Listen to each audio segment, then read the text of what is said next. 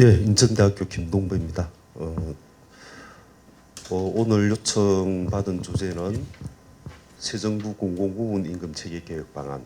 처음 부탁을 받고 아마 제 생각하고 이 연구원에서 생각하는 바하고 좀 다른 내용일 거다. 그래도 되느냐라고 저 말씀을 드렸었는데 뭐 자유롭게 발표해 달라는 말씀을 듣고 쭉 준비를 했습니다만 먼저 발표하기 전에 양해 말씀드려야 될 게 저도 결국 연구자이자 논평가지 그러면 당신이 한번 설계를 해보라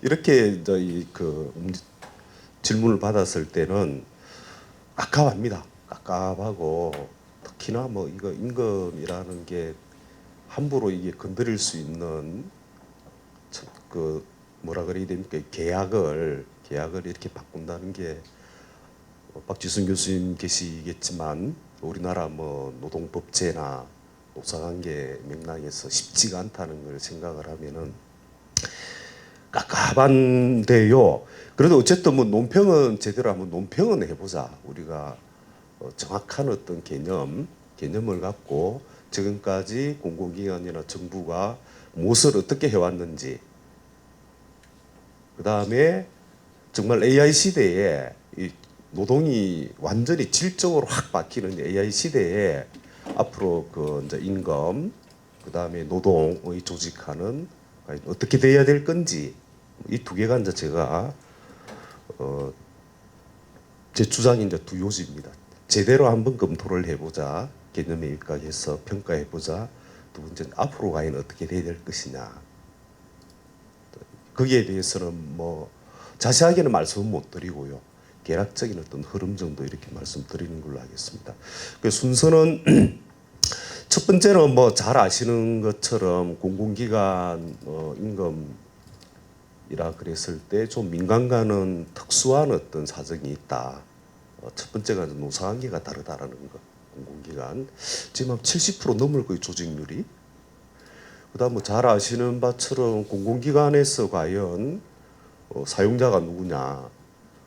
제가 공무원 보수위원회를 한 7년 정도 했었는데 해보면 사용자는 기재부밖에 없어요.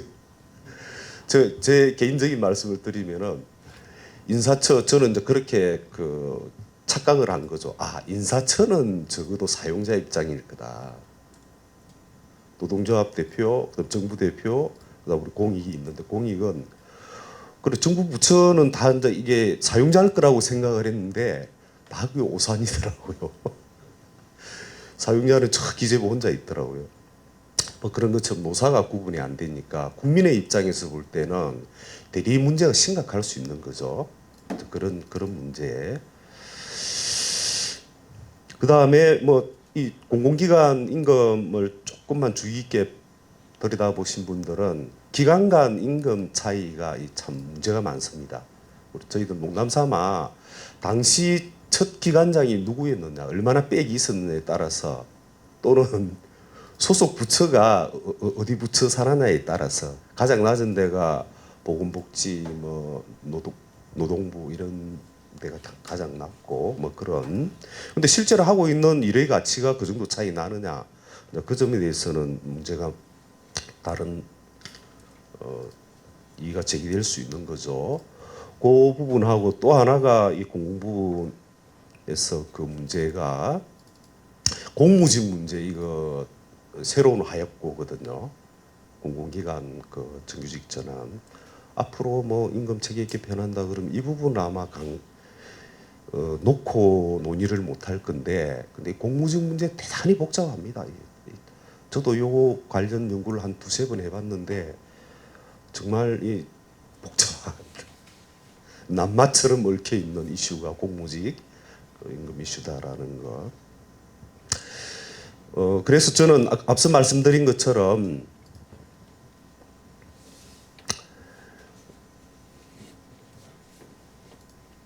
먼저 개념과 함의, 개념을 제대로 한번 짚어보면서 우리나라 공공기관 임금 체계, 임금 개혁이 도대체 무엇을 개혁하려고 했는지, 무엇을 개혁하려고 했는지, 그다음 무엇을 하려고 했다면은 방법론으로 맞았는지 이런 것들을 제가 한번 개념을 중심으로 쭉 한번 해보는데, 그 전에 말씀드릴 게 지금까지도 공공기관 임금 개혁에 대한 평가는 좋지 않습니다.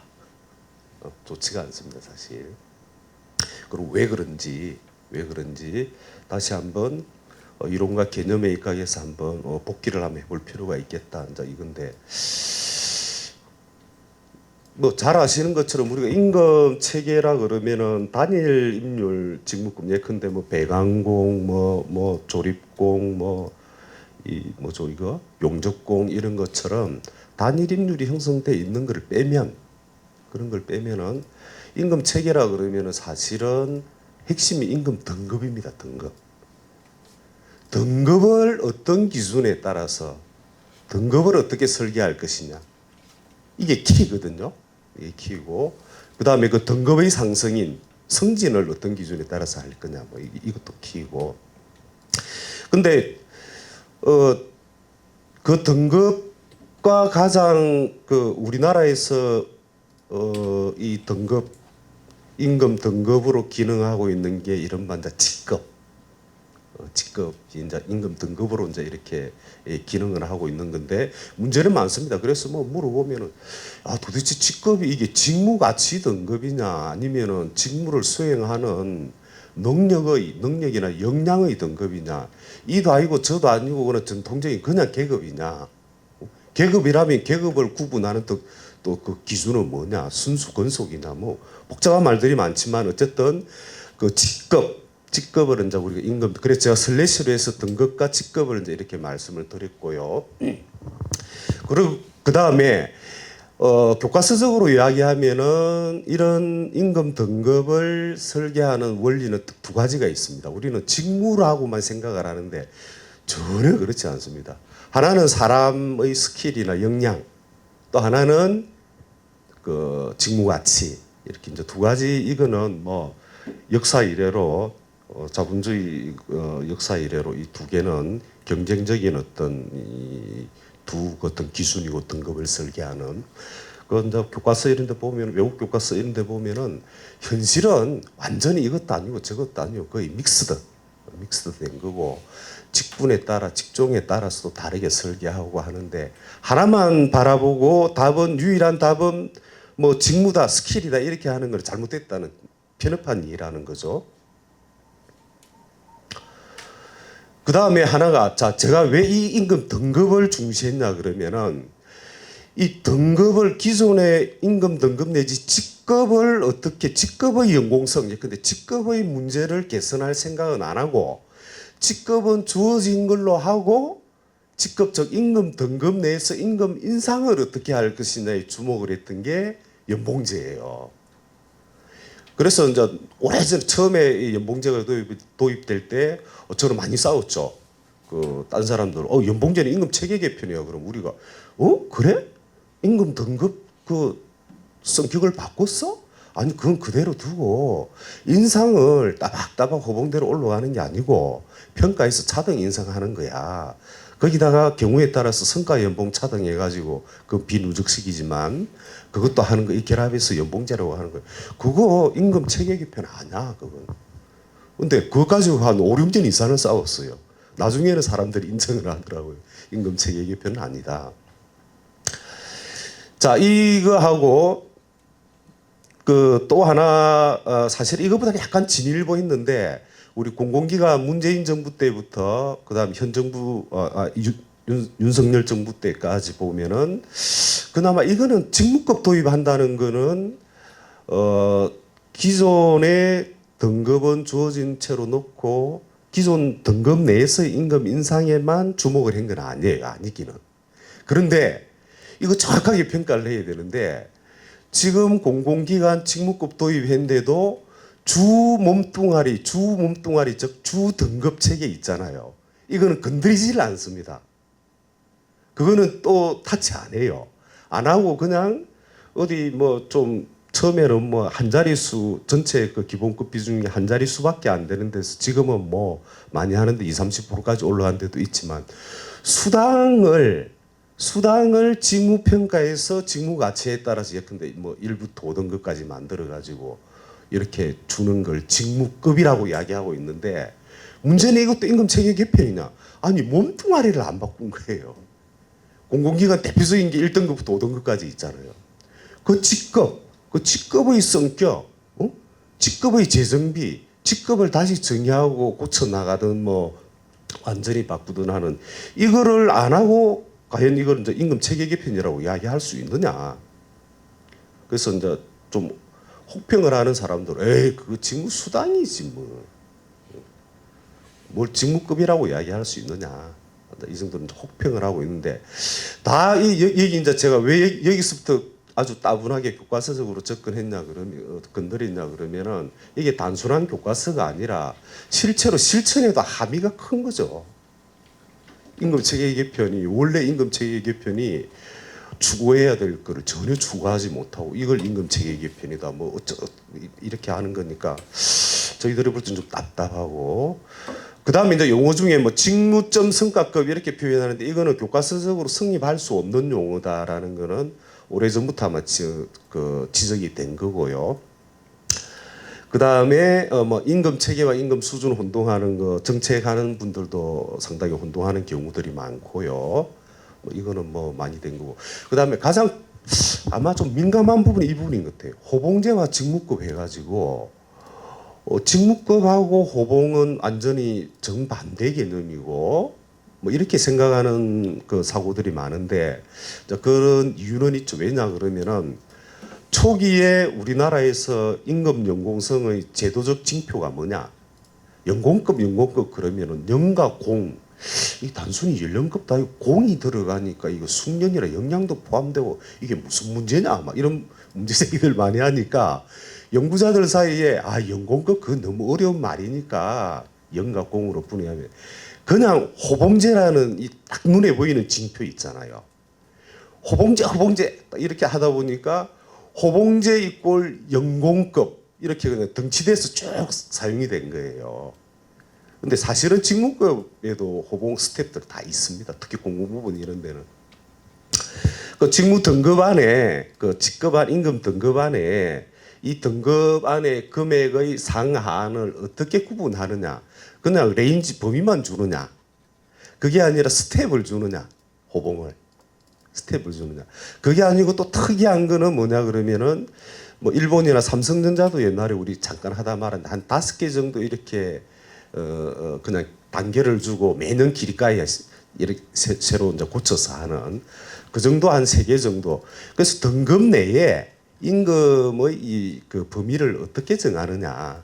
이거는 다시 이야기하면은 그 매년 임금 인상을 어떤 기준에 의해서 하느냐라는 거, 임금 인상과 관련된 페이 그 프로그레션과 관련된 그거지. 이게 곧 뭐 그 직무급하고 호봉 그 반대되는 개념은 아니다라는 거.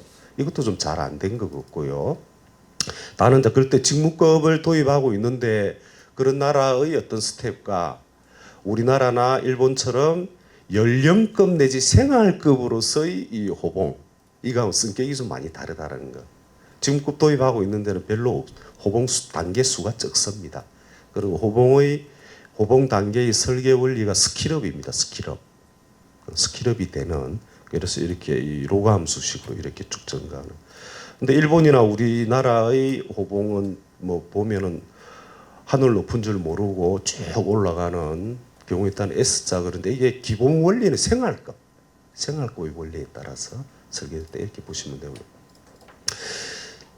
자, 지금 말씀드렸던 거는 지금까지 우리나라 공공기관, 정부를 비롯해서 공공기관 임금 체계 개편을 바라보는 어떤 기본 개념, 시각과 관련된 거고, 그 다음에 여기서 이제 제가 하나 더 이제 말씀드리고 싶은 거는 정확하게 많이는 말씀 못 드리는데, AI 시대, 디지털화 시대에, 제가 볼 때는 그 명제가 아마 우리가 유의해야 될 명제일 것 같은데, AI 자동화로 인한 직무의 끊임없는 해체와 재구성.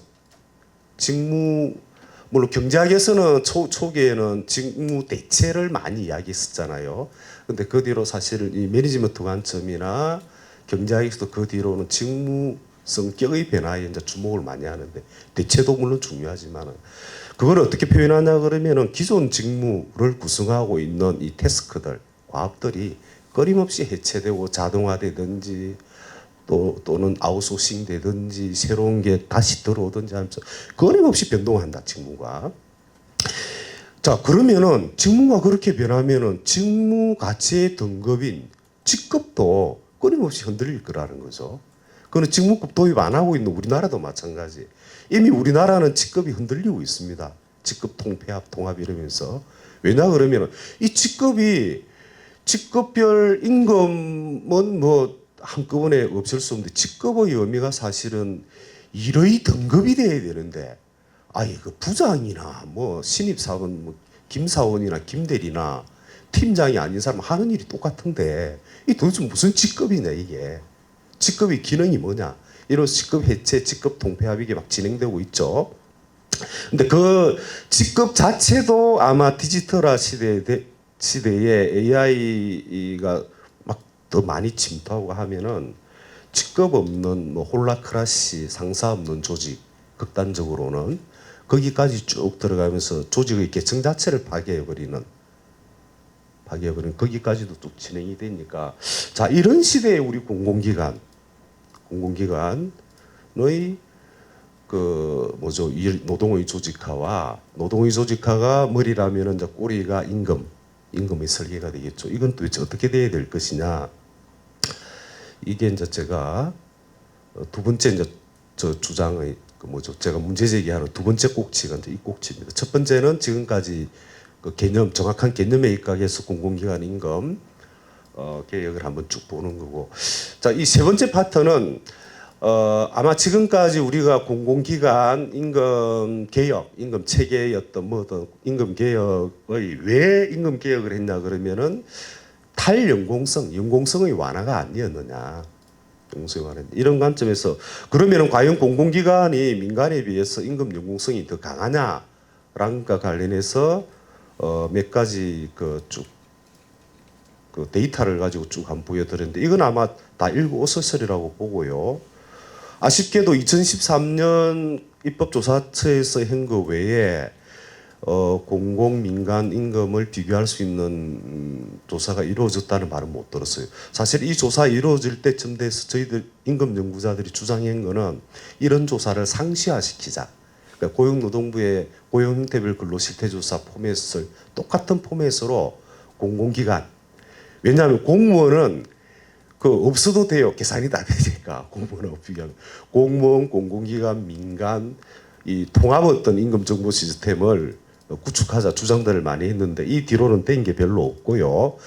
뭐 어쨌든 이거 보면은 실질적으로 제도적으로는 잘 모르겠는데 실질적으로는 연공성이 좀 높은 걸로 나타나고 그 다음에 이제 이런 다른 조사들을 보면은 공공기관 공무원은 이 정도는 아닌데 공공기관의 직급별 임금의 어떤 분포 이 산포도 스프레드라 그러는데 스프레드하고 중첩도 이런 걸 보면은 이게 도대체 뭐라 그래야 되죠? 이거는 이제 우리가 스프레드라 그래 스프레드. 이 스프레드들이 사실은 이 정도로 나오면 이거는 성격이 이상한 거고 우편에 있는 변경된 기재부에서 이게 전형적인 어떤 직무급의 등급별 스프레드와 중첩도가 이런 이상형적으로 이렇게 돼 있어요. 사실은 이렇게 돼 있는데 그래서 뭐 옛날에 이걸 J 커브라 그러기도 하고 직무급의 커브를 이거는 상당히 좀 뭐 어떤 질서가 없는 것 같고 연공성이 좀 강하다. 왜냐하면 스프레드가 너무 불규칙하게 왔다 갔다 하고 중첩도가 너무 강하죠. 초과해버리죠. 초과 위가 아래를. 이런 이야기는 또 공무원도 마찬가지입니다. 제가 공무원 우리 기본급 테이블들을 영국 뭐 독일, 일본, 미국 이래가 한국 비교해 보니까 우리가 중첩도가 훨씬 높아요. 다른 때보다 다른 나라들보다. 자 그러면은 뭐 전제는 어쨌든 탈연공 공공기관의 실질적인 연공성은 민간보다 강하다라는 거는 맞는 거 대략 뭐 어느 정도 그렇다라고 이제 보고요.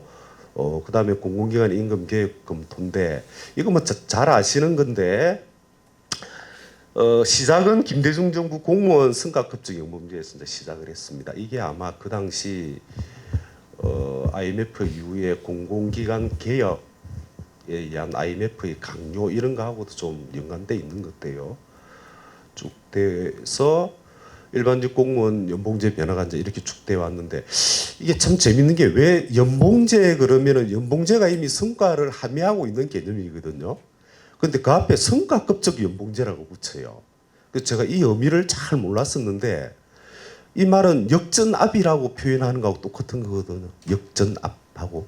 그 성과급적 연봉제 왜냐 이제 봤더니 지금 제 해석인데 이 기본급은 누적해서 인상하지 않아요. 여기 보시면은 기본 연봉을 누적해서 인상하지 않고 어떻게 하냐 그러면은 성과 연봉 중에 일부분을 차기 연도 기본 연봉에 이렇게 누적을 시키는 거예요. 그래서 성과급적 연봉제라고 불렀지 않았을까 이 생각이 많이 드는데 뭐 어쨌든 뭐 이런 식으로 쭉 되고 있는 거고 사실은 이 앞에 우리가 주목해야 될 부분이 이 공무원 연봉제 이야기하는 분들 2006년도에 고위공무원단 직무성과급적 연봉제 도입을 해가지고 1, 2급의 직무 등급을 5개로 나눴었거든요. 아 그래서 직무 가치에 따라 좀 기본급 차등하는구나. 그랬는데 2009년도에 2등급으로 축소돼 버렸어요. 사실상 1급, 2급으로 그냥 축소돼 버리면서 직무급도 의미가 없어졌다 이렇게 평가하기도 합니다. 그다음에 이명박 박근혜 정부 때는 이제 성과연봉제 공공기관입니다. 공공기관 성과연봉제인데 이거 뭐 잘 아시는 내용인데 이때도 제 개인적인 경험을 말씀드리면은 이때 뭐 그때 정책하시는 분들이 가끔 야 김동배 너 임금 좀 아냐 그러면서 성과연봉제 하자 하던데 뭐 아니 그 용어부터 잘못됐는데요. 연봉제 안에 성과가 포함되어 있는 개념인데 왜 성과연봉제라 부르세요? 저희들은 뭐 꼰대처럼 그냥 교과서적인 개념을 중시하니까 이것도 아마 공무원의 성과급적 연봉제에서부터 나온 것 같아요. 그 용어 자체가 어쨌든 뭐 이 이명박 정부 때는 이 성과급적 성과연봉제를 1, 2급 저기 공공기관의 1, 2급이라 그러면은 실장하고 또 뭐죠? 어쨌든 그게 1, 2급 고위 1.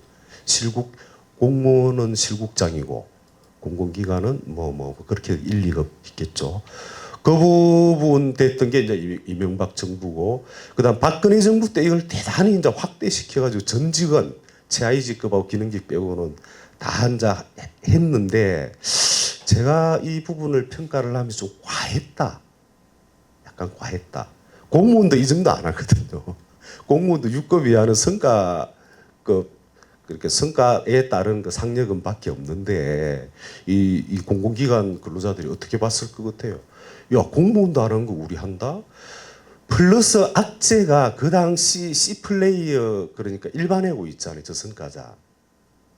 그게 겹치면서 아마 이 공공기관 노동조합의 이 대폭적인 이제 항의를 받았을 거예요. 거기에 연결되면서 아마 정권의 몰락까지 이어진 게 이게 아니냐라는 생각이 좀 드는데 그때 왜 이렇게 세게 했는지 모르겠어요. 왜냐 그러면은 이거는 임금 체계 개편이 아니다고 제가 정의를 했잖아요. 연봉제는 임금 체계 개편 아니에요. 이거는 등급 내에 페이 프로그레션과 관련된 그런 이제 고가 차등해서 성급시키는 임금 체계 개편도 아닌데 왜 이렇게 집착을 했을까? 그 다음에 어느 조직이든지 성과 차등에 대한 저항성이 보여요. 어느 정도는 수용을 하는데 어느 정도 넘어가면 뻐덕거리기 시작한다. 현장 그 담당자들 말씀드리면 야 세게 했더니 나 죽겠다 하면서 삐그덕 거리더라. 아 여기가 한계구나. 그럼 멈춰줘야 돼요. 좀 강하게 나갔어요 사실은. 좀 안타까운 그 과거인데요. 이거는 쭉 거리되고. 자, 그러다 보니까 이제 문재인 정부 딱 접어들어서는 야, 그거 폐기해. 양대 지침 다 없애. 그 성과연봉제 원위치 다 돌아갔어요. 이명박 정부 때 하던 1, 2급 대상으로 하던 것만 남기고 다 돌아가고, 야 그럼 공공기관 임금 정책 뭘로 해야지? 그랬을 때 아마 자동적으로 나올 수 있는 이야기가 직무급이었을 거예요. 약간 우리나라 정치 진영을 진보와 보수로 구분한다면은 진보에서는 상당히 진보 쪽 사람들인데 친화적인 그 임금 체계 용어는 직무급이에요. 직무급. 그래서 이제 직무급으로 이렇게 딱 내걸었어요. 내걸었는데 사실은 된 게 별로 없어요. 직무수당형으로 몇 개 쭉 되다가 아마 그 당시 문재인 정부 때 직무급 제대로 한 거는 새만금, 신설된 새만금 그 기관 하나 만들었잖아요. 그거 하나 빼고는 전혀 없고 기껏 했다는 것도 뭐 수당형, 그 수당 비중도 굉장히 낮아. 뭐 한 자릿수 뭐 이런 식으로 했어. 야 그 말로만 직무급이지 그 왜 하냐 이제 이런 그 평가들도 있었는데 어쨌거나 문재인 정부 때 직무급 한다 그랬고 윤석열 정부 때도 그대로 이걸 이어갔더라고요. 근데 제가 그때 좀 놀랬던 게 야 이게 보통 보면 정권 바뀌면은 같은 칼라 아닌 정권이면은 한번 뒤집는데 그대로 가져오더라고요. 이상하다. 저거 해봤자 별 효과도 없을 건데 왜 저럴까?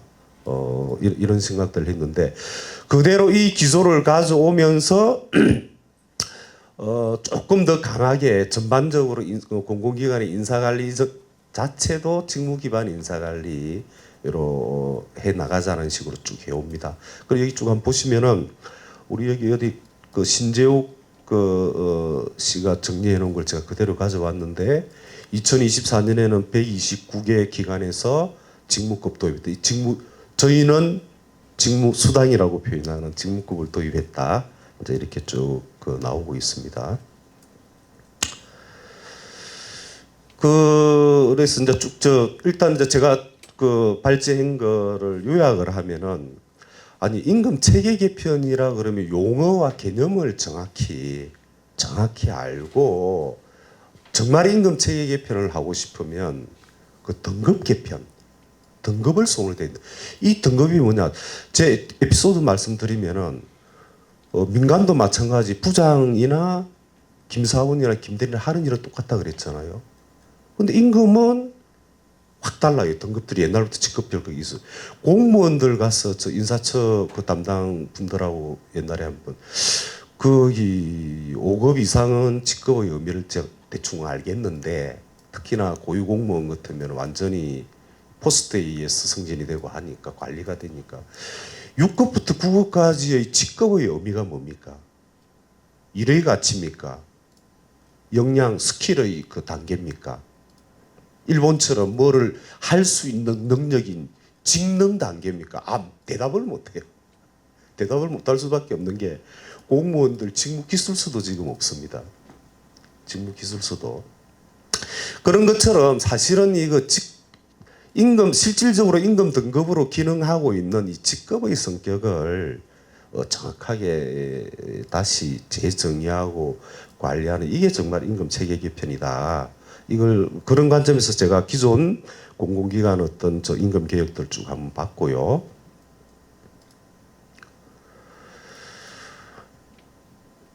사실은 제 5번 이게 이제 문제인데 저 개인적으로는 임금 체계 개편의 정답은 직무급 이렇게 주장하는 데 대해서 저 나름대로 이제 반대 의견을 많이 제시했죠. 하면서 최근에 이제 더 하나 더 고려해야 될 변수가 디지털화, AI 디지털화로 직무 자체가 끊임없이 파괴되고 해체되고 재구성되는데 이런 시대도 과연 그러면 직무 중심의 그 임금이라는 게 말이 되느냐? 그러면서 이제 나오는 이야기가 직무 해체의 시대에는 직무 중심이 아니라 스킬, 역량 중심의 그 사람 관리, 그 다음에 임금 이런 시대가 도래했다. 그런 어떤 명제와 주장들이 상당히 좀 많이 다가오더라고요. 다가오는데 과연 우리나라 민간은 어느 정도 그렇다 치더라도 공공 부분이 그런 변화에 대해서 어떤 준비를 하고 그 변화의 의미가 뭔지, 그렇게 주장하는 그 의미가 뭔지, 이런 것들에 그런 걸 좀 성찰을 하고 있는지. 그래서 쉽게 이제 민간과 이 비교해서 한번 보면요. 민간은 아까 제가 말씀드렸다시피 대기업 중심으로 화이트 칼라들 직급이 많이 파괴된다 그랬잖아요. 그렇죠. 직급이 예컨대 사원, 내리, 과장, 차장, 부장 한 5직급이 전형적인 직급인데 직급이 파괴되면서 2개, 3개, 뭐 심한 경우는 뭐 하나로 이렇게 막 없어져 버리는 직책만 남아 있는 팀장과 팀원으로 여기까지 쭉 파괴된다 그랬잖아요.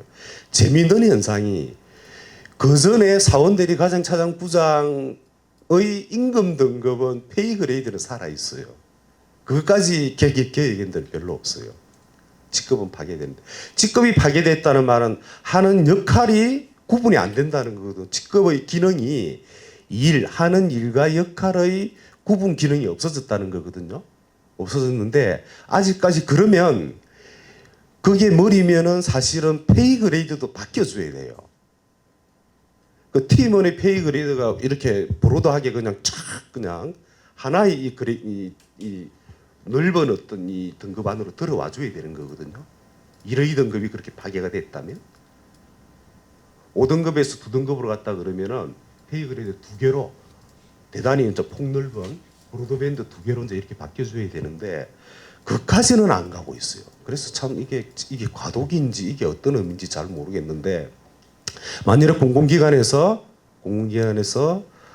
최소한 이제 민간의 어떤 그런 뭐 디지털화를 이야기하기 전이라도 민간의 그런 어떤 직급 파괴 이런 어떤 그 추세를 공공도 아마 공공기관도 비슷하게 그런 그 직급이 일의 등급, 역할 등급을 구분하는 기능을 상실한 그런 공공기관도 동일할 건데 거기에 대해서는 과연 어떻게 대응을 하고 있는지 그 부분도 이제 제 개인적으로는 상당히 좀 궁금한 그런 부분입니다.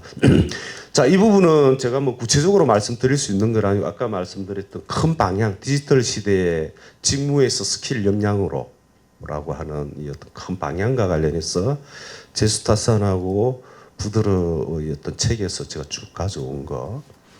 과거와 달리 AI 디지털 시대는 직무 해체와 파괴의 시대는 임금이 다 이렇게 스킬 역량 중심으로 바뀐다. 과거는 직무 중심이었고 잡에서 스킬이나 컴피턴시로 바뀐다. 이런 이야기 쭉 한번 참고를 한번 가져와 봤습니다. 예, 이상 저 간략하게 두서없이 말씀드리는데 2가지 요약하면 딱 2가지인데요. 저는 궁금했던 게 임금 체계 개편 그런데 연봉제부터 그게 정말 임금 체계 개편이야? 그 공공기관 공모 뭐 개편할 때 거기도 마찬가지. 그게 임금 체계 개편이야? 좀 개념대로 교과서적으로 좀 제대로 좀 한번 현상을 좀 파악을 하고 제대로 좀 표현을 해야 되겠다. 이제 그게 이제 문제의식의 하나였고 또 하나는 디지털화 시대에 AI 시대에 앞으로 바뀌는 미래 노동의 조직화 방식에 따른 미래의 어떤 임금 체계, 그거는 뭐 민간과 공공을 불문하고 거기에 대해서 우리가 좀 주목을 해야 될 때가 아니냐 지금은. 이 2가지가 이제 제가 말씀드리고자 했던 2가지 포인트가 되겠습니다. 예, 이상 발표를 마치겠습니다. 우리 김동배 교수님은 정말 뭐 수십 년간 우리나라 대한민국 임금 체계에 대해서는 뭐 가장 훌륭한 전문가이시고 이 복잡하고 잘 이해 안 되는 그 기본 개념부터 그 다음에 이제 구체적인 설계 이르기까지 사실 굉장히 고도화된 이슈이기 때문에 전문가가 아니면 사실 이 문제를 이야기하는 것 자체가 진짜 뭐 장님 뭐 코끼리 다리 만지는 격으로 사실 뭐 엉뚱한 소리만 하고 끝나는 경우가 많은데 오늘 김동배 교수님께서 이제 기본 개념부터 그 다음에 앞으로의 향후 우리가 고민해야 될 방향까지 이렇게 좀 압축적으로 말씀을 해주신 것 같습니다. 많은 도움이 된 것 같고 저는 뭐 노동법을 전공하는 사람이라서 사실 어떻게 토론을 해야 될지 사실 애로사항이 굉장히 많은데 아시다시피 임금 체계가 됐든 임금액이 됐든 임금 인상률이 됐든 이거는 법적 규제 대상은 아닙니다. 이건 노사관계의 영역이고 법에서 규제하는 임금에 대해서 규제하는 거는 최저임금 정도 있죠, 그죠? 그리고 각종 이제 수당과 관련해서 할증률이라든가 할증 또는 어떤 법정 수당을 정할 때의 어떤 기준이랄까 이런 정도를 법에서 이제 개입을 하는 것이지 사실 구체적인 현장에서의 임금이 작동되는 그 구체적인 방법에 대해서는 철저하게 노사 당사자에게 그 권한과 책임이 맡겨져 있는 것이다. 그렇기 때문에 사실 노동법에서 이야기할 수 있는 것은 좀 이 임금 체계와 관련해서는 좀 이 가지수가 적은데 그럼에도 불구하고 몇 가지만 조금 같이 좀 한번 고민해봐야 될 지점을 좀 이야기하자면 제가 이제 여기 좀 토론문에 써왔습니다만 뭐 너무나 잘 아시는 것처럼 왜 공공기관 임금 체계 개편 이슈가 계속해서 수십 년간 계속해서 우리 대한민국의 큰 아킬레스건으로 계속 이렇게 작동해 왔는가 생각을 해보면 크게 보면 두 가지가 아니겠나. 우선 공공기관의 방망 경영 문제 이슈 이거 굉장히 중요한 문제 아니냐라는 것 때문에 이 우리 그 공공기관의 어떤 그 혁신이 있어야만 우리 대한민국이 다시 한번 경쟁력을 갖추고 앞으로 나아갈 수 있는 그런 어떤 그 토대가 마련될 것이다. 그리고 또 하나는 이 민간 기업도 어쨌든 이 앞으로 나가기 위해서 경쟁력을 높이기 위해서는 혁신을 계속 꾸준하게 끊임없이 추구해야 되는데 이 여기도 노사관계라고 하는 것이 굉장히 그 단단한 아주 고약한 어떤 이 경직성의 어떤 도구로 활용이 되고 있기 때문에 뭔가 민간 부분에 대해서 이 공공기관의 선도성을 통해서 뭔가 방향을 끌어주는 그런 가이드라인 역할을 해줄 필요가 있지 않느냐. 이제 소위 공공기관의 선도적 역할론을 계속해서 이제 이야기를 해왔던 것 같습니다. 정부로서는 사실 민간 기업을 다루는 것보다는 공공기관을 다루는 것이 훨씬 더 쉬우니까 이제 그걸 통해서 어떤 큰 가이드라인을 한번 국가적 가이드라인을 한번 만들어 보자. 이제 이런 것들이 이제 크게 작용을 해왔던 것 같고요.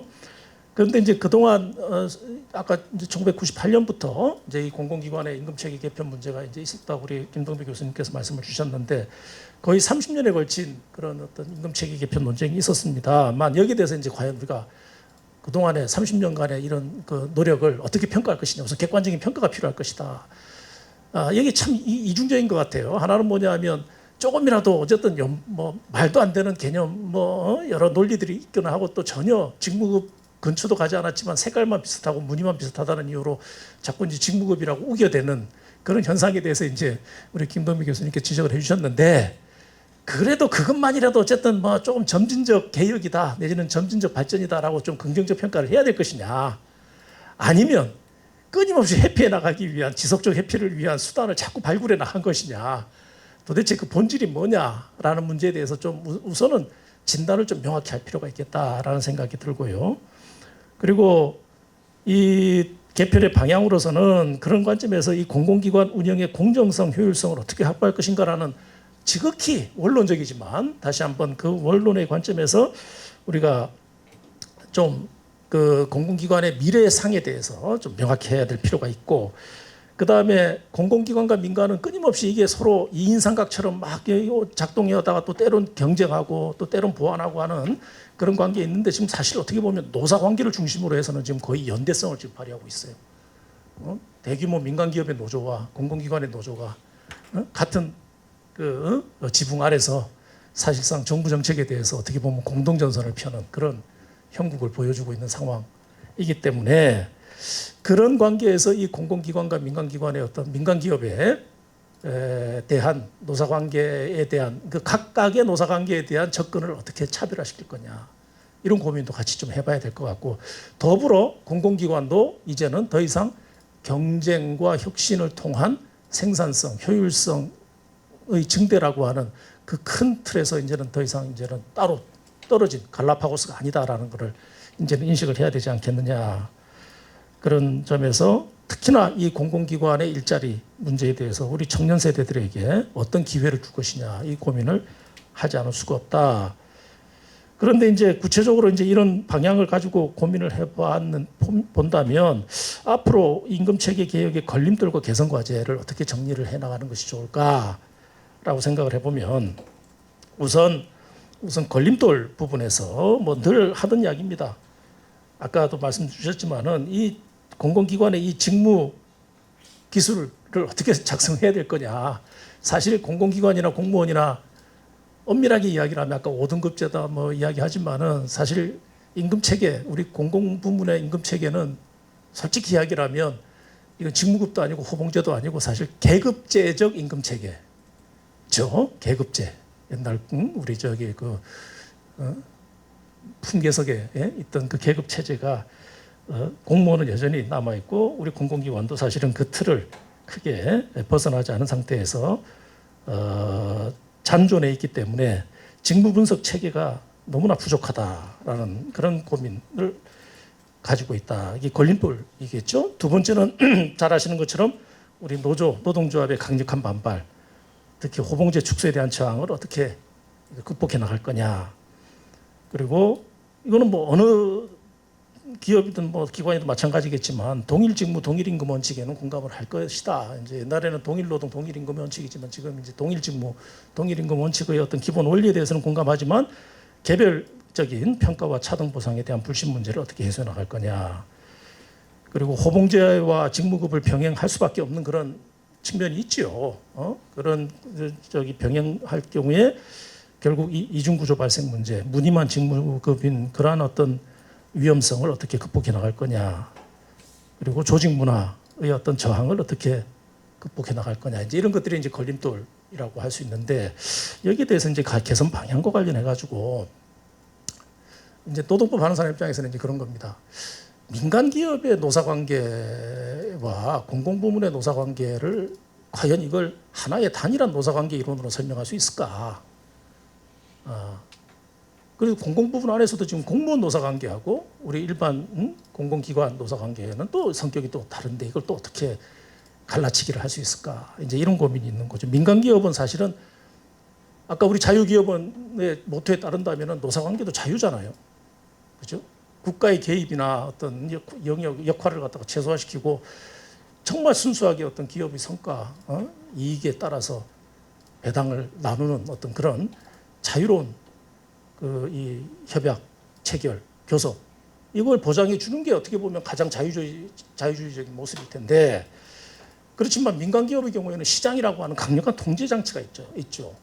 기업의 실적이 저조할 경우에 이익을 못 낼 경우에 끊임없이 공격받고 삼키고 하는 정글 속에서 생존해 나가려면 노사관계도 거기에서 벗어날 수가 없는 것이고 그러다 보면 결국은 그 시장이라는 통제장치 속에서 밀릴 수밖에 없는 그런 한계성이 발생할 수가 있는데 공공부문은 과연 그런 시장이라는 통제장치가 없는 상태에서 어떻게 규제할 것이냐 이런 고민이 생긴단 말이죠. 그럼 여기에도 똑같이 민간기업과 동일한 시장이라는 통제장치가 없는 상태에서 자유로운 노사관계를 허용한다는 것은 말이 안 되는 이야기인 거죠. 그럼 여기에 대해서 이제 어떤 법으로 일정한 규제를 가할 거냐? 그럼 이제 법으로 규제를 가한다면 어떤 수단, 법에서 어떤 법을 가지고 규제를 가할 거냐? 얼핏 생각해 보면 예를 들어서 이제 국가재정법이라는 게 있긴 있습니다. 국가가 예산을 집행하는 우리 공무원 같은 경우가 대표적인 경우죠. 그런 경우에는 여러 가지 통제 장치가 있을 수 있는데 공공기관도 사실은 예산으로 일반 예산으로 인건비를 지급하는 거니까 당연히 국가재정법의 적용 대상이 되어야 되는데 실제로는 그렇게 작동이 또 안 된단 말이에요. 그 아까 수단이 이제 기획재정부인데 기재부는 어쨌든 국가 전략을 입안하는 부서기 때문에 거기서 예산이라는 수단을 가지고 국가 전략을 수립하고 발전시켜 나가야 되니까 그걸 가지고 이제 유일하게 지금 통제하는 그런 어떤 기능을 갖고 있는데 법이 직접 개입해서 어떤 일정한 노사관계를 대체할 수 있는 수준의 그런 임금 체계 내지 임금 인상 메커니즘을 만들어낸다. 이건 현실적으로 지금 공공기관에 대해서는 지금 사실 답이 없다. 이런 고민이 하나 있는 것 같고 그렇다면은 결국 일반 노사관계에 대해서 지금 이 공공부문 이 공공기관 노조는 끊임없이 요구하는 것이 뭐냐면 아니 우리도 노조고 협약 자율이 지배해야 되는데 왜 우리한테 실질적인 사용자는 안 나서고 계속 대리인만 나와가지고 말이지 제대로 교섭을 하지 못하게 하느냐. 지금 사실은 지금 이사장이든 원장이든 다 이제 바지조골이다 이거죠, 그죠? 그냥 대리인일 뿐이지 실제 사용자는 국가고 기재부고 그렇기 때문에 이 교섭의 어떤 방식 자체도 실제 사용자, 요즘 말하는 걸 진짜 사용자와 교섭할 수 있도록 해달라는 게 요구사항이란 말이에요. 그죠? 근데 그러려면은 이 공공기관에 대해서도 뭔가 공무원과 동일한 어떤 그런 법적 규제의 대상 통제 시스템, 시장이라는 통제가 없으니까 어쨌든 법이라는 통제를 통해서 어떤 큰 틀을 잡아야 되는데 그건 또 싫고, 교섭은 민간기업처럼 하고 싶고, 통제는 시장의 통제를 받을 수 없고, 이런 일종의 체리 피킹을 하는 원하는 그런 상황이단 말이지. 그래서 이제 이런 상황에서 결국 내부적으로 이 노동조합의 어떤 노동조합을 중심으로 하는 그런 어떤 그 이 교섭 질서를 교섭 질서에 대해서 어떤 일정한 허들 한계를 설정을 하고, 그리고 중요한 것은 뭐냐면 조직 내부의 어떤 보이스의 다양성이라고 하는 것들을, 거기에는 이 노조가 대표하는 또 직무들이 있을 수 있고 또 대표하지 못하는 직무들이 또 당연히 섞여 있지 않겠습니까? 아까 70% 이상의 조직률을 가지고 있다 하더라도 그게 모든 종업원, 모든 직원들을 갖다가 다 공히 대표할 수 없는 부분이 존재할 수가 있을 텐데, 그런 상황에서 이 노동조합이 대표할 수 없는 그런 직무에 속해 있는 종업원들, 직원들의 어떤 그 보이스를 어떤 식으로 대표시킬 것이냐, 이것도 우리가 제도적으로 같이 고민해봐야 될 문제이지 않겠느냐. 그럼 제가 이제 드리고 싶은 말씀은 우선 하나는 뭐냐면, 노사관계의 본질을 공공기관에 대해서는 일반 민간기업과는 다르게 접근해 볼 필요가 있겠다. 그게 이제 교섭 대상이나 교섭 사항의 범위라든가 임금 결정의 어떤 메커니즘을 일반 민간기업처럼 같이 가기는 어렵다라는 점, 그걸 어떻게 이제 좀 논리적이고 체계적으로 정리해 줄 거냐라는 것이 이제 하나고, 두 번째는 공공기관 안에서 특히 어떤 노동조합으로 모든 어떤 보이스가 이렇게 집중화되는 것을 어떤 식으로 적절하게 분산시켜낼 것이냐, 다양화시켜낼 것이냐, 이 두 가지 문제를 가지고 우리가 좀 이 제도적으로 좀 고민해 볼 필요가 있지 않느냐. 이런 것들이 앞으로 향후 이 공공기관 임금체계 개편과 관련해 가지고는 어떤 제도적 관점에서 우리가 고민해야 될 이슈라고 저는 생각을 합니다. 나머지는 뭐 다 여기 토론문에 있는 내용이라서 생략하도록 하겠습니다. 예, 여기까지 하겠습니다. 감사합니다. 앞에 김동배 교수님 그리고 박지순 교수님 발제가 토론 아주 흥미진진하게 들었습니다. 저는 네, 소개하려고요. 저는 이제 이전에 뭐 노동운동, 조금 다른 색다른 노동운동, 뭐 청년들을 대표하는 청년 유니언이라는 노동조합을 조직하고 노동운동을 좀 했었고, 뭐 국회나 정당들에서 이제 주로 노동정책이나 노사관계 일을 했었습니다. 이전에 서울시에서 이제 노사관계 노동정책 일을 했었고요. 지금은 정치발전소라는 곳의 대표를 맡고 있습니다. 조성주입니다. 저는 이제 이 토론회 발제문 보고 또는 이제 제안을 받았을 때 아마 뭐 자유기업원에서 진행하는, 제가 이제 자유기업원의 어떤 행사에 온 건 처음인데요. 저는 아무래도 이제 뭐 오늘 제 토론은 임금 체계 전환이나 변화에 대해서 경영의 입장보다는 반대로 저는 노동운동을 해왔던 입장에서 이제 노동의 평등의 입장에서 사실 가져왔던 고민, 이런 지점을 중심으로 좀 이야기를 해보려고 합니다. 저는 이제 노동정책이나 노동운동 하면서도 이제 직무급 또는 뭐 직무임금 체계, 앞에 뭐 김동배 교수님이 잘 지적해 주셨지만 이게 뭐 노동운동 내부에서도 굉장히 혼동되게 쓰이고 있고, 사실은 노사 간에도 모두 다 이제 굉장히 혼란스럽게 쓰고 있지만, 어쨌든 개인적으로는 직무임금 체계로 가야 된다라는 주장을 개인적으로 오랫동안 해왔습니다. 이제 그 이유는 뭐 여러 경험적 그 과정이 있었습니다. 지금도 이제 노동운동이나 진보 쪽에서는 임금 체계 전환을 얘기하면 이제 거의 금기시되어 있는 뭐 사측의 경영 측의 뭐 앞잡이다 이런 얘기까지 하는데, 원칙은 하나입니다. 이제 동일노동 동일임금이 노동운동의 오랫동안의 원칙, 그것을 아직 포기하지 않았다면 현실적으로 그거에 가장 가까운 임금 체계라는 게 무엇이냐, 뭐 완전히 100% 동일노동 동일임금을 실현할 수 있다 이런 주장을 하는 것은 아닙니다. 다만 동일노동 동일임금이 노동운동의 원칙이라면 그와 더 가까운 또는 동일노동의 동일임금을 실현하지 못하는 다른 임금 체계를 좀 벗어나는 게 더 맞는 방향성 아니냐, 이런 측면이 하나가 있고요. 그런데 이제 이 지점을 언제부턴가 한국의 노동운동이나 진보 쪽에서는 좀 회피해 왔죠.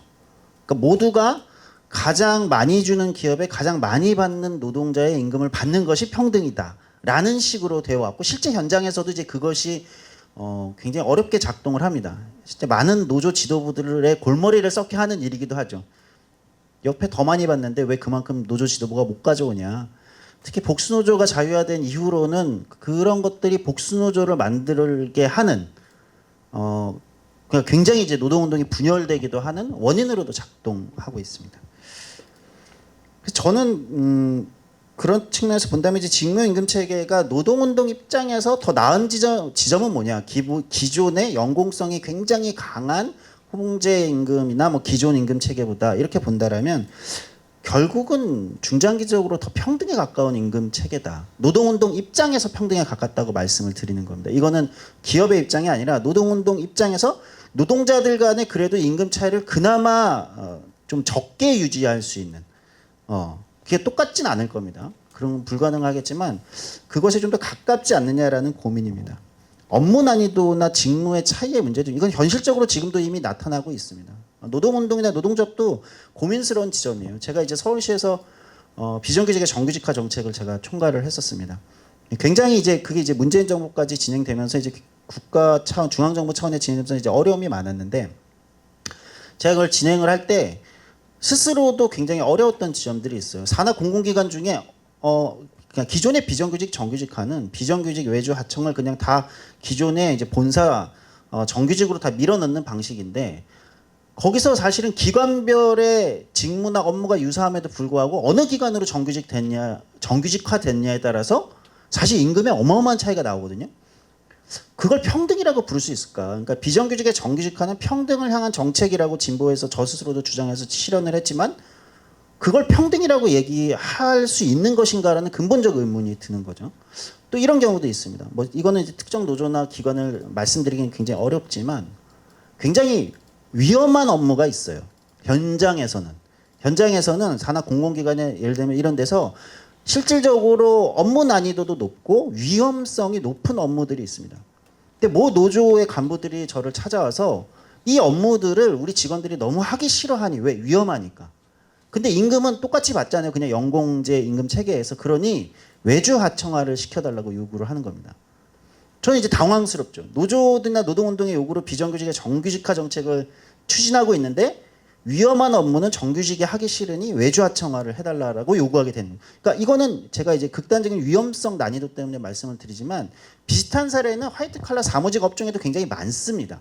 또는 어떻게 보면 아까 공무원들의 이 직급 체계에서의 성과 연봉제 운영하는 방식도 업무 난이도를 스스로 그 안에서 평가 이 업무 올해 여기 뭐 소위 말하는 공무원은 이제 주무팀장, 주무부서의 주무팀장들은 성과 S 무조건 보장되어 있죠. 왜?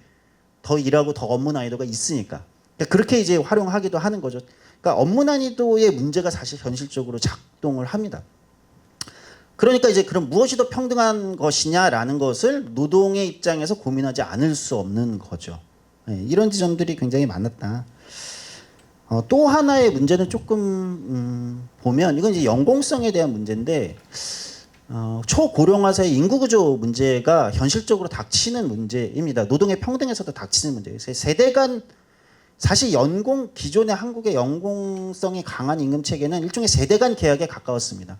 그러니까 과거에는 그랬죠. 처음에는 적게 주고 연공성을 강하게 해서 나중에 생산성이 굉장히 높은 어떤 시점에 이것을 이전시키는 거죠. 쉽게 얘기하면 그런 방식 세대 간 계약이죠. 뭐 최근에 이제 연구들도 이미 나오고 있지만 과거의 국민연금 제도랑 굉장히 유사한 임금 체계였어요. 세대 간 계약이라는 측면에서 보면 이게 깨지고 있습니다. 이미 현장에서.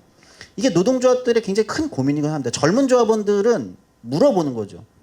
저 조합원이 왜 나의 세배를 받아야 됩니까?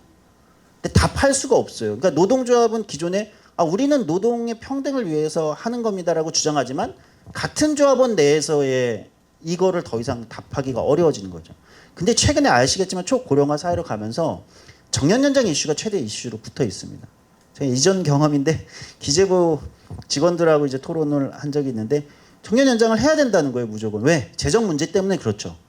가장 우리나라 아마 부서 중에서 정년연장에 가장 적극적인 오히려 부서는 기획재정부일지도 모릅니다. 왜? 온갖 사회보험에서부터 재정은 사실 더 오래 일해야 확보가 되니까. 근데 노사관계나 이쪽을 하시는 분들은 아시겠지만 다른 관점에서 보면 정년연장을 무조건 한다고 지금 좋아지는 건 아니잖아요. 여러 가지 문제가 발생을 합니다.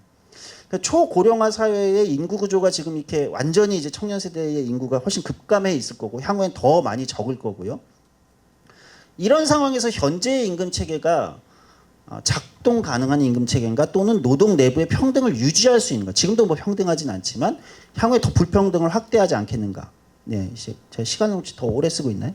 네, 어쨌든 네, 이런 측면에서 본다면 저는 일본이 이미 70세, 75세까지 일하는 사회로 전환을 거의 맞춰가고 있다라는 거 보면 한국도 더 오래 일하는 사회로 갈 수밖에 없다. 그러면 임금 체계의 변화를 고민할 수밖에 없고 그렇게 본다라면 기존의 연공성이 강한 현재의 임금 체계는 산업 직종별의 노동의 평등에도 문제를 발생시키지만 세대 간 평등에 굉장히 심각한 문제를 발생시킬 수 있고 그건 결국 부메랑으로 돌아올 수밖에 없을 것이다.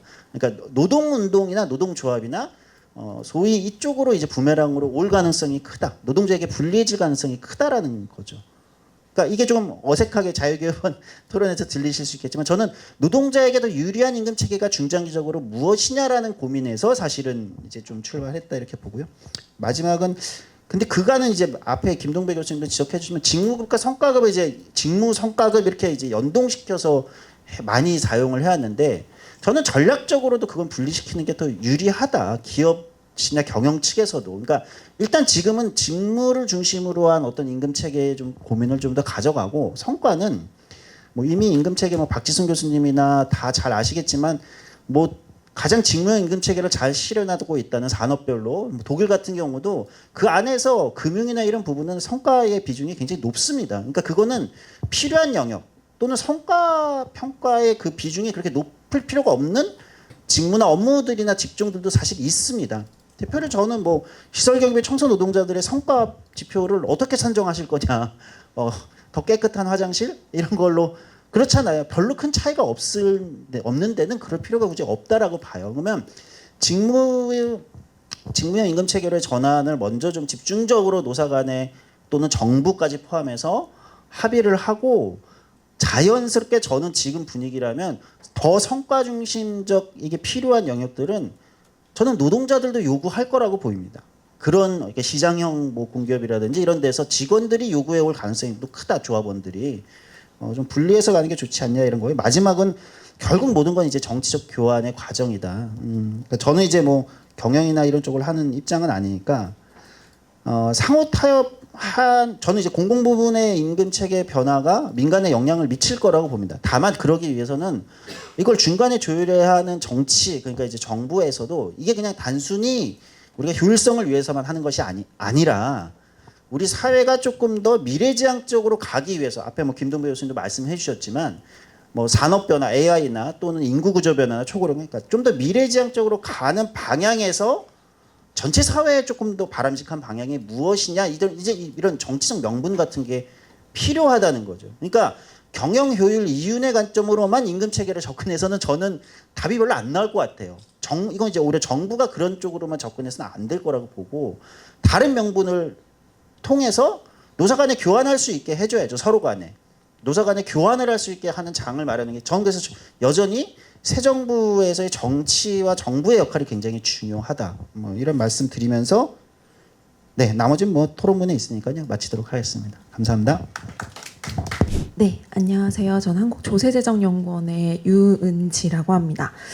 말씀 아까 박지순 교수님께서 말씀해주신 대로 임금 관련된 것들은 굉장히 여러 가지와 연관이 돼 있고 민감한 문제이기도 하고 약간 어떻게 보면 인사제도 안에서도 보수가 있고 이 보수를 가지고 또 이런 노동자들이나 구성원들을 어떤 식으로 동기유발을 시킬 것인가의 문제랑도 굉장히 연관이 많이 되어 있고 그래서 경력이 많고 이제 식견이 높으신 분들이 사실은 토론해 주시는 게 맞을 것으로 생각이 드는데 저는 사실 어떻게 보면 굉장히 신진학자임에도 불구하고 불러주신 이유가 저는 지금 한국조세재정연구원에서 약간 임금 관리 관련된 연구와 이제 그리고 관련된 사업들을 하면서 그 기관 담당자 그리고 기재부와 함께 이제 완전 접해서 일하고 있기 때문에 이런 약간 어떻게 보면 이 큰 주제에 대한 얘기들에 대한 또 이제 사회적인 현상에 대해서 이제 좀 설명을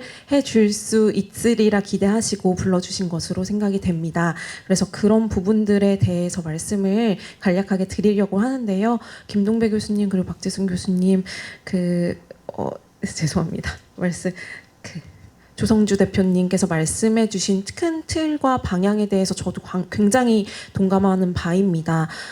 이게 어떻게 보면은 제가 뭐 정부의 정책을 옹호하는 입장은 아닙니다만 정부나 저희도 이제 뭐 평가 모델을 설계하거나 정책을 매년 추진해 나가면서 개선 방안을 마련하는 때에 가장 중요하게 생각하는 부분이 뭐냐면 우리가 이제 제가 행정학을 전공했는데 행정학에서 항상 백투더 베이직이라고 되게 굉장히 많이 강조하거든요. 기존의 교과서에서 얘기하는 그리고 이론에 근거해서 정책을 만들고 설계하고 추진하는 것들을 굉장히 강조해서 실제로도 정책을 만들고 있습니다. 다만 이제 국민들이 보시거나 아니면 다른 외부에서 보셨을 때의 결과가 그 공공기관이 이제 결론적으로 하는 양태들이 보여지기 때문에 가끔은 이제 정책이 추구하는 바와 이 결과 사이에 괴리가 존재하는 걸로도 가끔 오해하시는 경우도 있을 것 같습니다. 말씀해주신 대로 그 직무급이 수당 형태로 이루어지는 것은 저도 보수 체계가 개편됐다고 판단하지는 않습니다. 다만 이제 저희가 이제 평가를 하거나 공공기관들이 이제 개편을 이제 할 수 있도록 도모하는 과정에서 단번에 이 체계 개편이 굉장히 아시다시피 너무 어렵고 실제로 노사 그 협력이나 합의에서도 굉장히 많은 불협화음이 있기 때문에 굉장히 잘 취재는 오다가 노사 합의 과정에서 이제 약간 틀어지거나 아니면 이 취지가 훼손되거나 이런 과정을 통해서 이제 수당성으로 이제 변질되는 모습을 보이는 거거든요. 최근 들어서 올해 이제 2024년도 이제 직무급 관련된 평가를 했었을 때 결과를 제가 간략하게 보면은 실제로 작년까지는 굉장히 많은 기관들이 수당성으로만 이제 직무급을 도입했습니다. 근데 이제 올해부터 보니까 기본급에 이제 일부는 호봉을 비율을 가지고 일부는 이제 그 직무 중심의 약간 그런 뭐 이게 굉장히 뭐 면밀하진 않더라도 직무 중심의 이제 보수 체계를 조금 이제 구축하고 있는 모습을 저도 확인하고 저도 굉장히 작년까지는 사실 회의적이었거든요. 이렇게 가면은 실제로 체계 변화가 아니라 그냥 나중에 없앨 수 있는 수당성으로 계속 지속이 되면 이게 안착할 수 있을까? 우리가 이제 우리가 기존에 얘기했던 그 호봉제를 기반으로 한 연공성 중심의 보수 체계나 인사 관리나 이런 것들이 실제로 이제 좀 변화하거나 혁신할 수 있을까라는 되게 좀 개인적으로는 우려도 많이 있었는데 올해 이제 여러 기관들이 그렇게 변화하고 노력하는 모습을 보니까 이게 말씀하신 대로 회피를 하고 싶지만 이제 더 이상 회피를 하지 못하고 조금이나마 변화하고 있는 모습을 보이고 있는 게 아닐까라는 긍정적인 이제 저는 평가를 내리고 있고요. 그 과정에서도 굉장히 저도 이제 걱정되는 부분은 뭐냐면 기관들이 이제 저희가 여러 가지 제한과 그 제약과 평가를 통한 이제 그러니까 프레셔를 굉장히 많이 주고 있는데 이거에 대해서 그냥 대응하는 모습을 보이다 보니까 말씀해주신 그 기본적인 모습들을 이제 하지 못하고 자꾸 이제 평가를 잘 받으려는 약간 전략적인 행태나 이런 여러 가지 이제 좀 괴리가 있는 제도화 저희가 생각하는 제도화는 괴리가 있는 모습들을 굉장히 많이 보이고 있습니다. 그래서 저희도 이제 어떻게 하면 이 괴리를 줄이고 조금 더 나은 방향으로 갈 수 있을까 계속 고민을 하고 있는 중이고요. 이거는 뭐 저희가 그래서 계속 이제 저희 쪽에서도 전문가 자문 얻고 기관과 인터뷰를 통해서 어떻게 조금 개선이 될지 아니면 협의가 될지 이런 모습들을 확인하고 있습니다. 보면은 저희가 평가에서 이렇게 100점 그러니까 항목이 굉장히 여러 가지 있는데 거기서 보면 직무 분석이나 평가 그냥 이렇게 형식적으로 말씀하신 이제 무늬만 직무급까지 하는 그냥 평가 정도까지는 거의 많은 공기업과 준정부 기관이 하고 있습니다. 근데 아직까지도 이 정말 내용이 정말 직무급의 그 직무 중심의 보스에게 가까운 모습이냐 봤을 때는 거의 약간 반타작 수준이거든요, 사실은.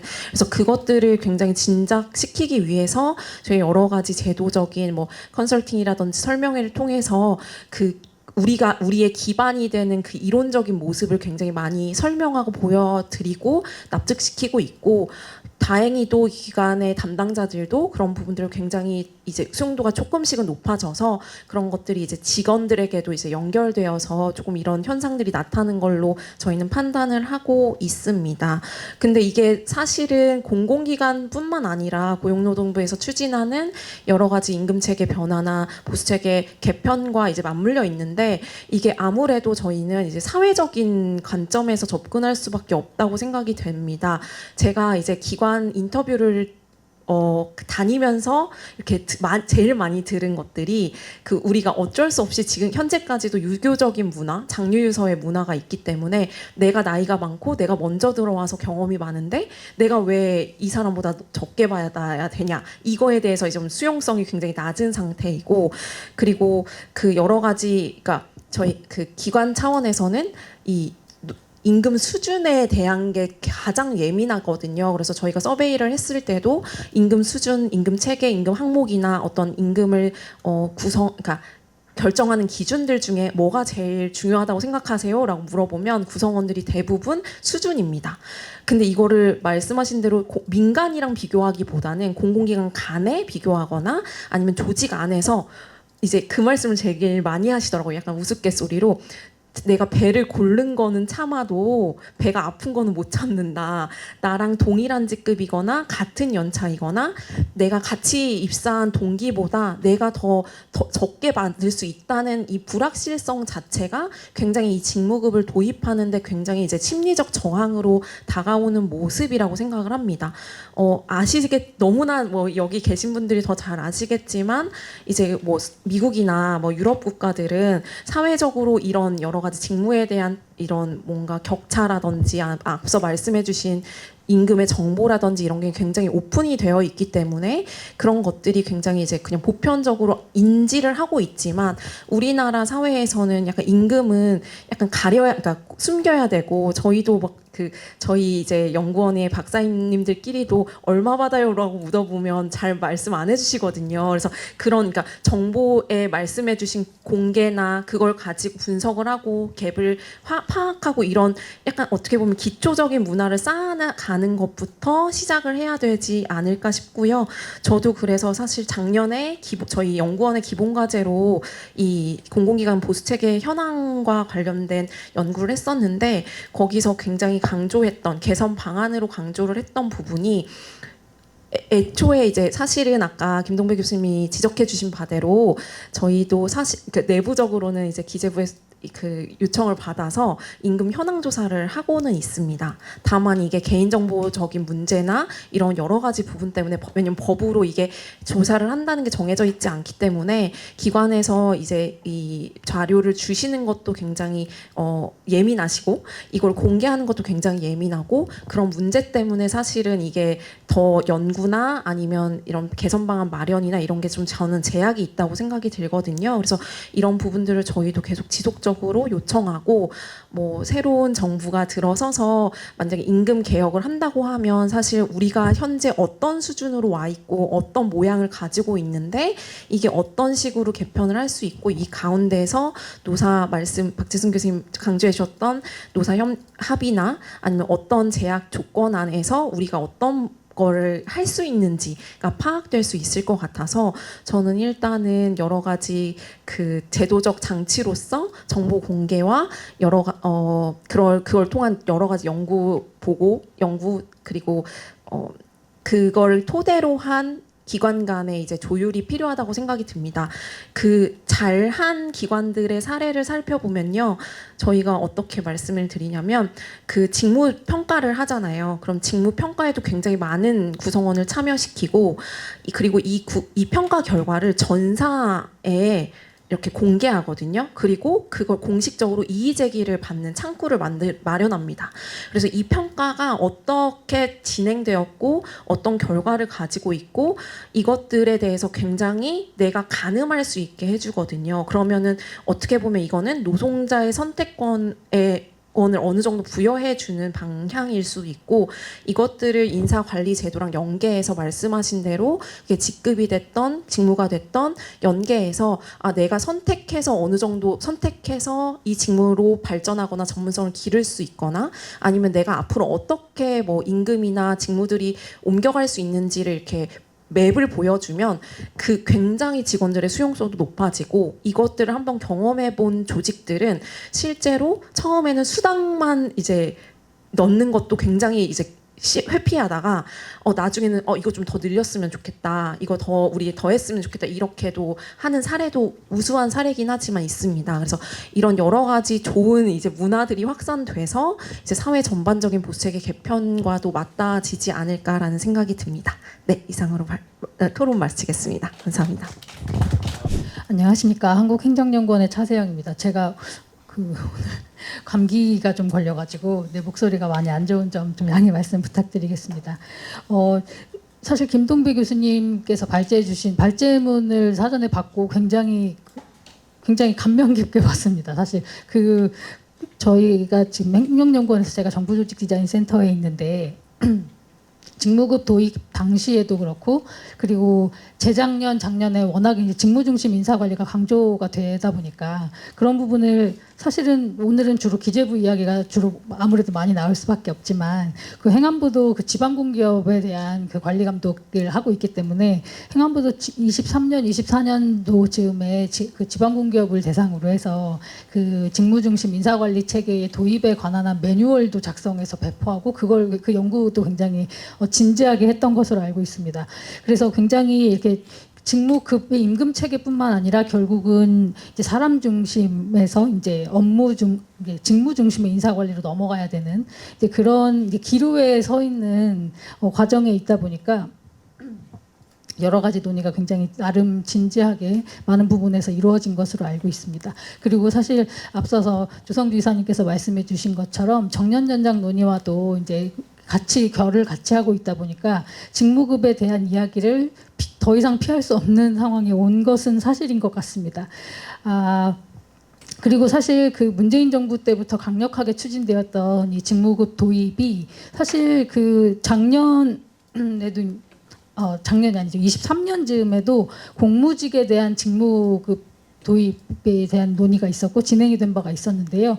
그 당시에는 사실 공무직이 아직 도입 초기였기 때문에 시설 관리, 경비, 미화 이렇게 사실 그러니까 정부청사 관리 본부에서 이제 재직하고 계시는 공무직 분들을 대상으로 한 직무급 도입까지는 실질적으로 또 그러니까 이루어진 바가 있었습니다. 공공기관 외에 이제 정부에서 본부에서 일하시는 분들에게도 도입됐던 사례라고 한다면 이제 그게 첫 사례일 텐데요. 근데 그 당시에는 공무직이 단순했기 때문에 그게 또 가능했습니다. 그런데 그럼에도 불구하고 당시에도 이게 또 공무직에 대한 차별적인 조치 아니냐라는 이제 그런 논쟁이 있기는 하였습니다만 그 공무직에게 먼저 그때 적용했던 이유는 말씀드렸던 것처럼 그 당시 공무직은 좀 더 그 직무가 간결했기 때문에 직무 평가가 수월했기 때문에 그랬었는데요. 또 오늘날에는 앞서 김동배 교수님 말씀 주신 것처럼 공무직도 정말 지금 뇌관을 가지고 있는 부분입니다. 공무직이 지금 너무 다양해졌고 오히려 공무직이라는 이름으로 지금 포섭되고 있는 굉장히 다양한 형태의 그 인사들이 이제 사실 채용이 되고 있는 상황에서 오히려 전문성이 고도화된 직종도 지금 공무직이라는 이름으로 들어오기도 합니다. 그러니까 공무원의 이 페이 테이블 안에 들어올 수 없는 전문성이 아주 높은 오히려 이제 그런 부분들에 대한 부분도 지금 공무직으로 들어오고 있기 때문에 오히려 이제 정말 공무직을 포함한 이제 직무급에 대한 이야기가 논의가 본격화가 된다면 더욱 복잡해질 것으로 예상이 되고 있습니다. 사실 앞서서 이제 유은지 박사님께서 제일 잘 아실 텐데 이제 그 비교적 성공적으로 도입한 사례들과 이제 공공기관 차원에서요 비교적 성공적으로 도입한 사례들과 그리고 현재 어려움을 겪고 있는 사례들에 대해서도 저도 같이 좀 그 살펴보고 인터뷰를 진행해 본 바가 있었는데요. 이제 그 살펴보신 아마 사례와 유사할 것 같습니다. 대부분 신생기관이고 규모가 작고 그리고 그 실질적으로 임금 수입에 불이익이 발생하는 분들이 적을 경우에만 사실상 현재까지는 좀 성공적인 도입 사례라고 볼만한 것 같습니다. 그리고 특히 이를테면 기재부의 소속 기관인 신생기관 이 경우가 가장 성공적이겠죠 아무래도. 네, 그런 것들이 이제 좀 나타나기는 하였습니다. 그리고 개별 상담과 설득, 후속 조치에 대한 기대감의 증폭 이런 것들을 통해서도 많이 이제 설득이 되고 있는데요. 근데 사실 이제 아마 과도기이기 때문에 현실적으로 전면 도입이 어렵다고 단언하시는 분들도 계시고 그리고 지금까지 온 걸 보니 생각보다 많이 진전된 것 같다.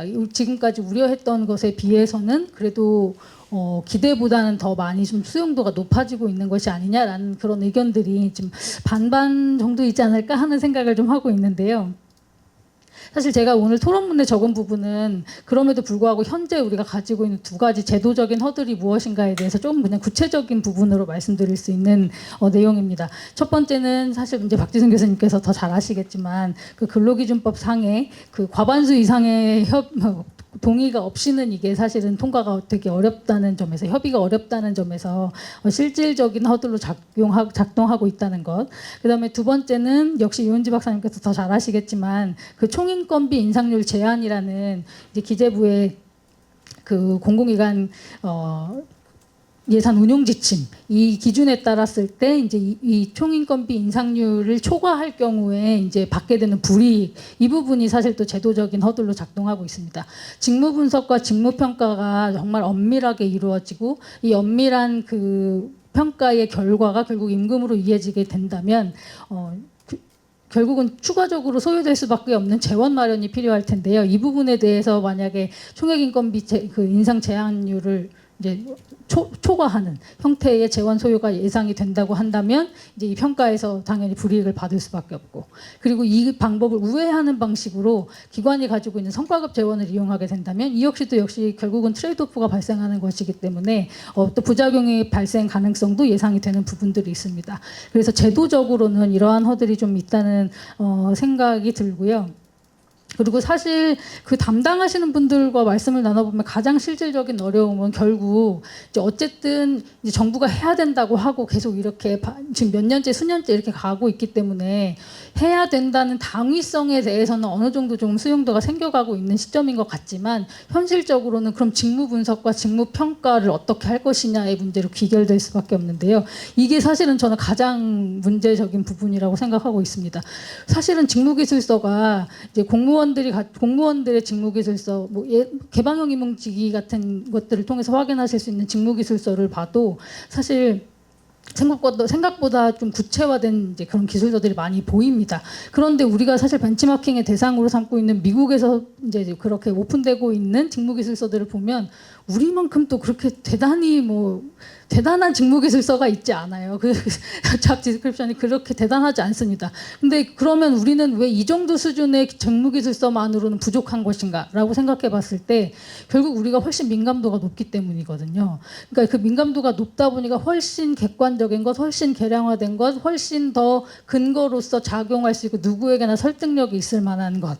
그 정도 수준을 찾게 되는데요. 그러자니 이 직무 분석의 수준이 너무너무 고도화돼야 되는 겁니다. 그런데 직무가 우리가 잘 알고 있지만 사실 직무기술서를 작성해 본다고 맘먹고 들여다보면 사실 제가 김동배 교수님의 발제 중에서 계속 귀에 쏙쏙 들어왔던 표현이 태스크, 잡, 워크 이 표현들입니다. 이 표현들이 사실 저희가 업무 분장표든 직무기술서상에서 그렇게 구분되지 않거든요. 근데 이렇게 잘 구분되지 않는 이런 표현들을 어디까지 고도화해서 분석하고 평가로 가져갈 수 있을 것인가. 이것들을 실제 현장에 계시는 분들에게 얼마만큼의 이해도를 가져가게 할 수 있을 것인가. 그리고 이것이 심의위원회들을 통해서 결국 기관 내에서는 그런 직무평가의 심의위원회를 통해서 이것들이 합의된 결과로 이어져 나가야 될 텐데 이게 어디까지 가능할 것인가. 이게 저는 사실 가장 근저에 깔려있는 이 제도를 운영함에 있어서 실질적으로 가장 문제가 되는 지점은 그 지점에 있지 않을까라는 생각을 개인적으로는 하고 있습니다. 그래서 나머지 부분은 사실 그 토론문의 내용은 대부분 다 말씀드린 것 같고요. 제가 마지막으로 가지고 있었던 질문을 이제 교수님께 부탁을 드리면서 마무리하려고 하는데요. 사실 그 말씀드렸던 것처럼 이제 그 말씀해 주신 것처럼 직무가 아니라 스킬이나 역량 중심으로 특히 이제 디지털 AI 시대로 넘어가면 더욱 그런 역량 중심으로 가야 될 것이다라고 이제 견해를 말씀을 해 주셨는데 사실 이게 그 기존의 직능급에서 이야기하는 그런 부분들과 맞닿아 있는 부분인 것 같습니다. 그런데 이제 과거에도 이제 이런 부분들을 고려를 했었지만 잘 작동하지 않았던 이유는 결국은 스킬과 역량이 근속연수에 따라서 또 증가하리라는 기대. 그래서 결국은 또 연공급과 비슷해질 것이라는 그런 우려. 이제 그런 것들 때문에 이제 이런 현실적인 문제가 발생하는 것이 아니냐라는 견해가 있었던 것으로 알고 있습니다. 그런데 이제 한편으로 생각해 보면 앞으로 요구되는 역량이라고 한다는 것은 이제 과거와 같이 근속연수와 반드시 비례해서 움직이는 그런 역량의 증가는 아닐 것 같고요. 이제 최근에 요구되는 역량들은 훨씬 새롭고 빨리빨리 수용해야 되는 그런 스킬들이 많을 것으로 생각이 됩니다. 그런데 문제는 결국에는 직무별로 요구되는 역량을 우리가 식별해내서 그 역량을 갖췄는지를 요구하게 되는 것이라면 그럼 또 직무급과 이 구분이 쉽지 않을 수도 있겠다라는 이런 생각이 들어서 이런 이제 또 저도 이제 이런 국리를 하다 보면 어느 지점에 가서 이렇게 탁 하고 또 이제 문제가 생기는구나라는 생각을 하게 되더라고요. 그래서 이런 고민을 한번 같이 말씀을 나눠보면 어떨까 해서 질문으로 남겨드리면서 토론을 마치도록 하겠습니다. 감사합니다.